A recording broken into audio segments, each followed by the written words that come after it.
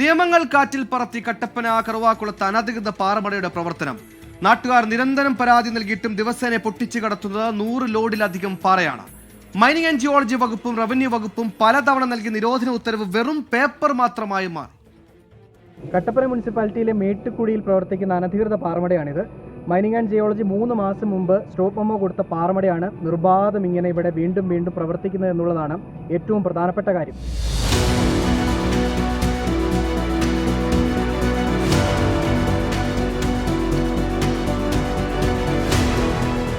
പാറമടയോ അനധികൃത ഖനനമോ ഒരു കാരണവശാലും അനുവദിക്കാത്ത കട്ടപ്പന വില്ലേജിൽ ഉൾപ്പെട്ട കുത്തകപ്പാട്ട സ്ഥലം. പുലർച്ചെ 4 മണി മുതൽ അവിടെ ലോഡ് കണക്കിന് പാറ പൊട്ടിച്ചു കടത്തുന്നു. മാസങ്ങളായി പ്രവർത്തിക്കുന്ന പാറമടയ്ക്കെതിരെ കളക്ടർക്ക് നാട്ടുകാർ 3 തവണ പരാതി നൽകി. പിന്നാലെ മൈനിങ് ആൻഡ് ജിയോളജി വകുപ്പ് 2 തവണ സ്റ്റോപ്പ് മെമ്മോ നൽകിയെങ്കിലും പാറമടയുടെ പ്രവർത്തനം തുടരുകയാണ്. റവന്യൂ ഡിപ്പാർട്ട്മെന്റ് ആണ് ഇത് കൈകാര്യം ചെയ്യേണ്ടതെന്നാണ് എൻ്റെ അന്വേഷണത്തിൽ എനിക്ക് മനസ്സിലാക്കാൻ സാധിച്ചത്. അവരുടെ ഭാഗത്തു നിന്നുള്ള വീഴ്ചയാണ്.